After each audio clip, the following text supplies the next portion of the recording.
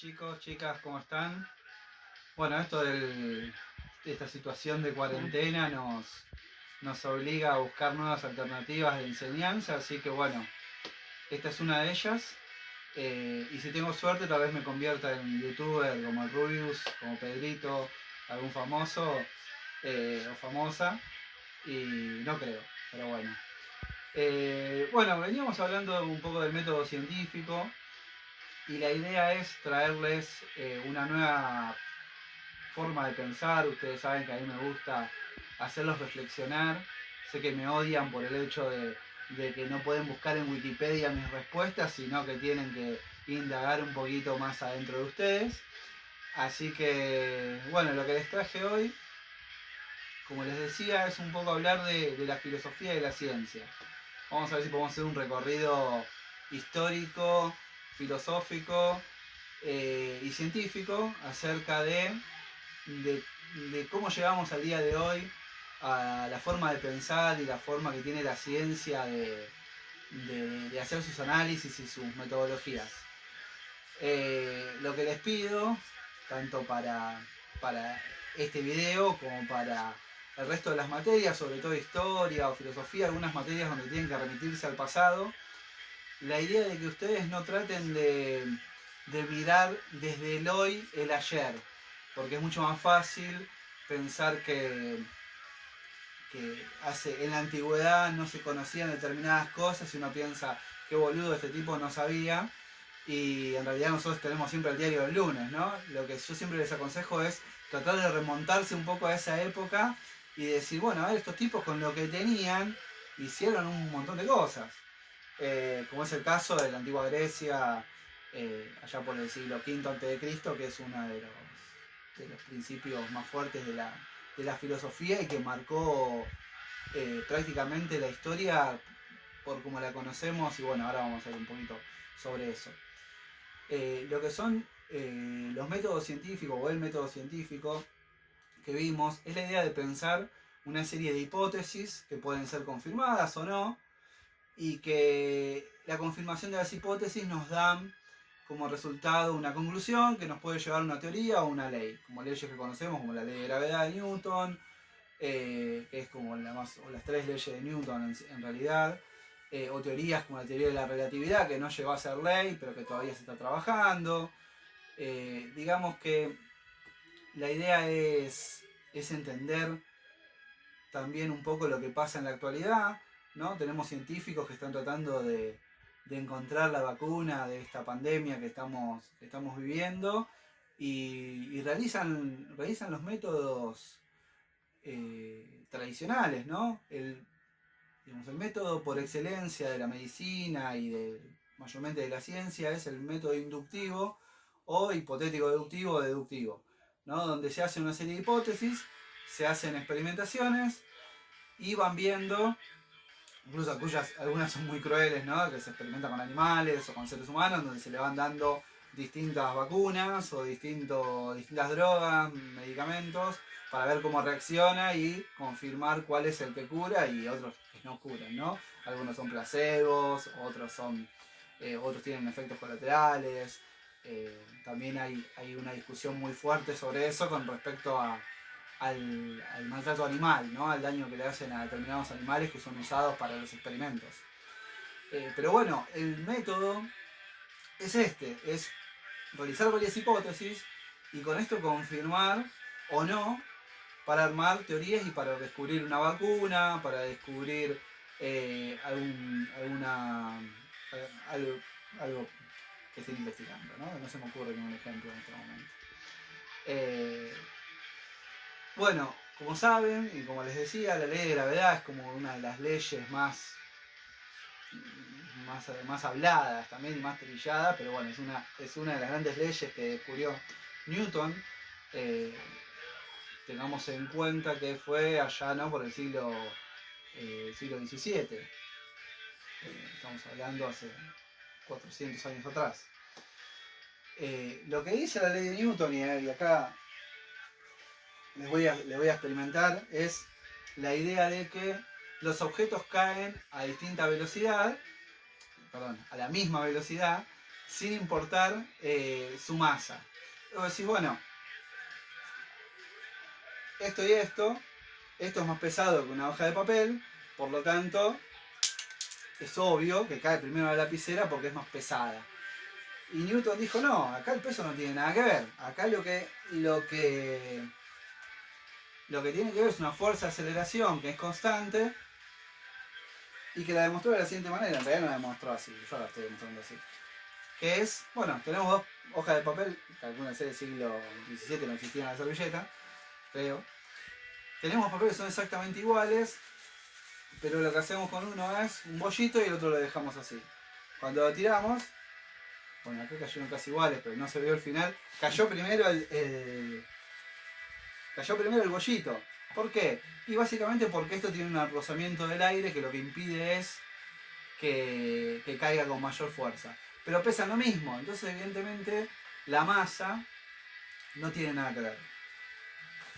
Así que bueno. ¿Qué pasa? Newton cuando planteó que la ley de gravedad era de esta manera, cuando quiso plantear sus teorías, salieron a atacarlo fuertemente. Sobre todo porque en ese entonces primaba todavía el pensamiento de Aristóteles, ¿no? Aristóteles fue uno de mis filósofos favoritos, junto con Platón, Sócrates. Calculen que la historia de la filosofía antigua, ¿no? Estamos hablando del siglo V a.C., tiene un arranque con los presocráticos, que son los antes de Sócrates, y de posocráticos, ¿no? Sócrates fue fuertemente, si bien se duda de su existencia, aunque está en los relatos de varios filósofos, Sócrates fue el maestro de Platón y Aristóteles. Y prácticamente Platón y Aristóteles influyeron en todo lo que hoy es la economía, lo que es la política, lo que es los sistemas de gobierno, y lo que es también el mundo de la ciencia, de la física y de la matemática. Pitágoras, ¿no? Fue incluso anterior. Ustedes conocen el teorema de Pitágoras, ¿no? Con los triángulos. Digamos, toda esa ciencia arrancó en esa época, ¿no? Estamos hablando, en años católicos, ¿no? De 5 o 6 siglos antes de Cristo. Espero que me escuchen y no se escuche la música. Quería escucharlo un poco de música mientras hacía el video. Pero bueno, lo que Aristóteles decía en ese momento, ustedes tengan en cuenta que los presocráticos, ¿no? Anteriores a Sócrates, buscaban el arjé, que se llamaba, que es el origen de todas las cosas. Y básicamente el origen de todas las cosas lo remitían a los 4 elementos fundamentales, ¿no? El fuego, el aire, la tierra y el agua. Distintos fueron cada uno con su teoría y con su hipótesis. Y un poco Aristóteles tenía esto del arjé y utilizó estos 4 elementos. Entonces lo que él decía es que en realidad la gravedad, o lo que conocemos, digamos, como por qué los objetos caen o no, lo remitía a estos 4 elementos. Él decía que el agua cae, ¿no? De arriba hacia abajo, valga la redundancia, porque busca el océano. El fuego a su vez tiende a subir porque busca el sol. La tierra, nosotros, ¿no? Lo que formamos, tenemos masa, buscamos también la tierra, por eso es que podemos pisar el suelo. Y así era un poco su teoría, ¿no? Junto con una teoría geocéntrica que decía que, bueno, que todo el universo giraba alrededor de la Tierra, ¿no? La Tierra era el centro del universo. Y lo que les decía recién, no digan, mira, Aristóteles es uno de los genios más grandes de la historia de la humanidad, digamos, y es fácil desde hoy decir, mira, qué boludo, no es así, la Tierra gira alrededor del Sol. Sí, pero aún así tardó mucho tiempo en descubrirse eso. Imagínense que ellos vivían en Grecia y conocían su mundo era eso, y aún así eran tipos que mirando el cielo y con lo que tenían a su disposición lograron hacer teorías y tuvieron pensamientos que, ya les digo, siguen vigentes hasta el día de hoy, sobre todo en economía, en política, en lo que tiene que ver con las ciencias duras, ¿no? La matemática, la física. ¿Qué pasa? Aristóteles fue un tipo que después, ¿no? Imagínense, bueno, nació Cristo, se murió, bueno, se generó todo un mundo de religión católica, ¿no? Como saben, el catolicismo se instaló fuertemente en el mundo, ¿no? En avanzada la Edad Media. Y sobre todo se dio, bueno, por dos pensadores. Uno fue San Agustín, en el siglo III, más o menos después de Cristo. Y otro fue Santo Tomás de Aquino, que es este tipo que está acá. Este es Aristóteles. Es uno de mis favoritos, por eso lo tengo adelante, junto con Dios, que es como el supremo Kayasama de los filósofos. Santo Tomás, lo que hizo este tipo, digamos, ya el catolicismo, estamos hablando acá siglo XII. Siglo XII, ¿no? Año 1200, ya el catolicismo se había instalado fuertemente, ¿no? A raíz de guerras y de distintas misiones, entre comillas, que tienen que ver con las cruzadas. Bueno, y si vieron series como Vikingos, por ejemplo, podrán entender, ¿no? Como los nórdicos, que eran paganos, se enfrentaron con los católicos, ¿no? que estaban en Inglaterra, y bueno, de ahí en más, como estos tipos querían todo el tiempo convencerlos y hacerlos cristianos. Pero Santo Tomás lo que hizo fue tomar ideas de Aristóteles, ¿no? Agarrar los libros de Aristóteles y decir, che, mira, este tipo, qué copado lo que piensa, lo que dice, ¿no? Y mucho de lo que, la idea de Dios, idea del alma, la idea de las instituciones, tomó muchas cosas de Aristóteles. Y Aristóteles pasó a ser un tipo muy fuerte, por lo tanto, para la historia. Básicamente el que se metía con Aristóteles se metía con la iglesia, y el que se metía con la iglesia, ya sabemos cómo terminaba, ¿no? En esa época, ¿no? O quemado, o ahorcado, o decapitado, o bueno, o vayan a saber cómo, ¿no? Cacería de brujas, hay un montón de cosas. Bueno, entonces, digamos, lo que nos remite esto es que Aristóteles se hizo un tipo muy fuerte durante la Edad Media. Digamos, era imposible contradecirlo. Hasta que llegaron tipos como Copérnico o Galileo. Copérnico hizo una gran revolución, ¿no? Porque dijo, no, la teoría geocéntrica de que los planetas giran alrededor del universo, alrededor de la Tierra, perdón, es incorrecta. Los planetas giran en órbitas elípticas y todos giran alrededor del Sol, incluso la Tierra, ¿no? Es lo que se llamó teoría heliocéntrica. Esto generó, bueno, gran polémica. Fueron tanto él como Galileo, un tiempo más adelante, que fue el que terminó de confeccionar el telescopio, de inventar el telescopio, y logró comprobar que esto era cierto. Fue considerado hereje y fueron condenados por la Iglesia Católica, básicamente porque contradecían a Aristóteles, ¿no? En sus teorías del universo. Me está cayendo todo. Bueno, en conclusión, estamos hablando acá de siglo XV aproximadamente, en donde se da también un quiebre histórico muy importante, que es el ingreso a la Edad Moderna. La Edad Moderna, digamos, inicia con un filósofo francés que se llama René Descartes. Es este que está acá. Esto después hay que editarlo. Se cayó el film.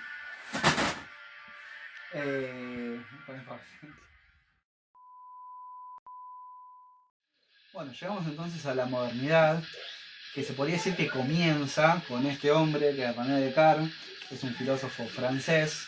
Y digo se podría decir porque en realidad durante esos siglos, ¿no? Estamos hablando del siglo XVII y siglos anteriores, pasaron cosas sumamente revolucionarias e importantes en Europa, que tienen que ver básicamente con el descubrimiento de América, que fue algo, digamos, impensado, ¿no? Se amplió el mundo a fronteras que eran totalmente desconocidas, y la caída de Constantinopla, que también tuvieron efectos muy fuertes en la historia de la humanidad. Entonces, digamos, venía como un proceso de cambio de pensamientos medievales, y llegamos a la modernidad, y un poco este hombre fue el que marca el inicio de la modernidad. ¿Por qué Descartes? Básicamente porque Descartes dejó un poco de lado la idea de Dios como centro, y comenzó la era de la razón. La era de la razón, la era de los pensamientos, digamos, no el gracias a Dios, sino el hombre como centro del universo, o de la Tierra al menos. ustedes conocerán, ¿no? Porque pueden haber compartido memes, esas de frases, ¿no? Pienso, luego existo. Es cogito ergo sum, que es la frase que más se conoce de Descartes. Descartes lo que decía era, los sentidos me engañan. Yo no sé si estoy soñando, no sé si estoy despierto. Por lo tanto, Dios no me va a estar engañando. Por eso la idea de Dios todavía no se terminó corriendo, por lo cual hay un genio maligno que me puede estar engañando. Entonces yo tengo que dudar de todo. Su método, el discurso del método, que es su gran obra, o una de sus grandes obras, es la duda, ¿no? Yo voy a dudar de absolutamente todo. Yo puedo dudar de si estoy despierto, si estoy soñando, los sentidos me engañaron alguna que otra vez. Por lo tanto siempre voy a dudar. Ahora, lo que sí sé es de que esté despierto o esté soñando, yo estoy pensando, ¿no? Estoy pensando que estoy despierto o estoy pensando que estoy soñando. Por lo cual mi única certeza es que pienso. Y si pienso, entonces existo. No es el pienso luego existo, no es que existe después. Sino pienso, entonces existo. Y fue su principal teoría. Digamos, bueno, el hombre piensa. Principalmente el pensamiento es el centro del ser humano, y no tanto la idea de Dios, aunque no descartó la idea de Dios. Él prefería pensar en un genio maligno. Perdonen que si estoy reduciendo 1500 años de historia en 10 minutos, pero voy a tratar de ir más rápido. La idea es que él no se enfrentó un poco a Dios, básicamente porque podía ser castigado, como fueron también castigados Galileo y Copérnico y todos aquellos que contradecían, digamos, las ideas aristotélicas, ¿no? Él tenía una fuerte base en Aristóteles. Pero todo a partir de él empezó a cambiar. Estamos en el siglo XVII. Un siglo después, siglo XVIII, pensemos, ¿no? 1700, finales del siglo XVIII, la Revolución Francesa, la Revolución Industrial. Esto tiene que ver con pensamientos de tipos que fueron gestando distintas formas de manifestarse y de pensarse, que condujeron a determinados acontecimientos históricos. Por eso es importante a veces contextualizar todo. Apareció un tipo en Inglaterra que se llamaba David Hume, que es este, ¿no? Bien cara, bien de inglés. Que Hume lo que trae es el método empirista o el modelo empirista. ¿Qué es el empirismo? Es la experiencia. Él decía, digamos, se enfrentó un poco a Descartes y a la idea de que incluso Descartes decía, bueno, yo tengo ideas innatas que nacen conmigo y tengo ideas que son de afuera y tengo ideas que son construidas. La idea innata es la idea de Dios, básicamente. Y Hume dijo, no tenemos ideas innatas, todo es producto de la experiencia. Las ideas son débiles y en cambio las impresiones, lo que yo veo, es lo fuerte, ¿no? Y básicamente lo que él pretendía, Hume, un poco era también enfrentarse a la idea de que Newton no podía comprobar nunca lo que estaba comprobando, porque no podía verse plasmado en experiencia. Eran más bien ideas, y las ideas para Hume eran débiles. Digamos, no había para el empirismo fundamentos científicos fuertes y sólidos para afirmar sus teorías. Entonces un poco como que intentó, digamos, estamos hablando de filosofía inglesa, intentó deslegitimar a aquellos científicos que querían afirmar cosas que son muy difíciles de comprobar porque no se pueden palpar, ¿no? Porque la experiencia no se les permite. Hasta que, bueno, más o menos para la misma época, en Alemania, ya digamos, se encuentra lo mismo, que sigue gestando la idea de la Revolución Francesa, de la Revolución Industrial, ¿no? Aparecen tipos como Hegel un poco más adelante, pero aparece un filósofo que es, yo le digo, Dios, que es el gran filósofo de la modernidad, que es Kant. Kant lo que decía, básicamente lo que hizo es juntar la idea de Descartes y de Hume, a grandes rasgos. Digamos, Kant lo que decía era que hay ideas que son a priori, como por ejemplo la idea de que matar está mal, o la idea de Dios también. A Dios ya lo daba por sentado, decía, tiene que haber un inicio de todo y ese inicio debe ser Dios. El alma, el cosmos, digamos, era como que algo que no le interesaba. Y hay ideas a posteriori. Y que son las ideas que son digamos, conformes a la experiencia. Digamos, Kant Unió es el gran pensador del siglo XVII y termina con él el siglo XVII, que es mi filósofo preferido. Lo que él plantea es que, bueno, tenías dos tipos de imperativos, ¿no? Dos tipos de condiciones. Una que era el imperativo categórico y el imperativo hipotético, ¿no? Otra es la palabra hipótesis. El hipotético tiene que ver con todo lo que es relativo a la experiencia, a las impresiones, a lo que yo puedo aprender. Y el imperativo categórico es la idea a priori que nosotros tenemos, que son que es la verdadera ética, ¿no?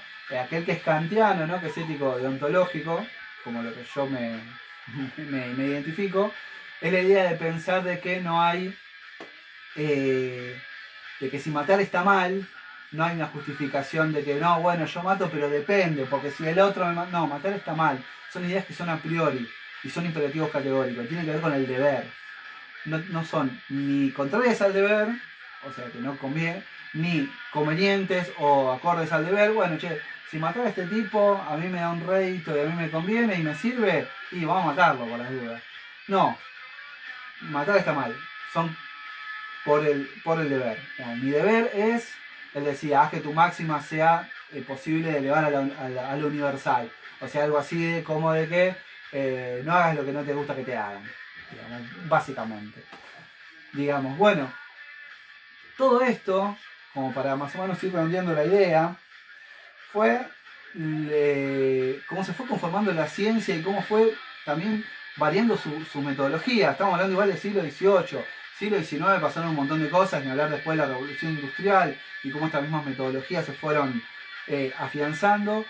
Siglo XX, siglo XXI que estamos ahora, y el método científico sigue siendo, digamos, y todo este tipo de metodología y todo este tipo de pensamiento y de filosofía sigue siendo muy fuerte en la actualidad. Y en esta era incluso que es posmoderna, en donde también aparece la idea de que, bueno, en realidad nada es verídico y hay que recuestionarse todo el tiempo, pero digamos, son bases sólidas que vienen de la modernidad. Para cerrar, les quiero hablar de un filósofo que ya es de principios del siglo XX, que es Popper. Popper plantea algo que se llama el falsacionismo. El falsacionismo es la idea de que, como yo decía, si se confirman muchas hipótesis, bueno, la hipótesis A se confirma, listo, yo ahí tengo mi conclusión. Si todas están confirmadas, quiere decir que, no sé, el agua hierve a 100 grados. Hierve a 100 grados la primera, la segunda, la tercera, la cuarta, la quinta. Listo, ya está, el agua hierve a 100 grados. Listo, esa es mi teoría y mi hipótesis confirmada. En cambio, Popper lo plantea al revés. El falsacionismo es, bueno, pongamos a hervir el agua y busquemos la vez que no hierva a 100 grados. O sea, busquemos la falla de la hipótesis, la falla de la teoría.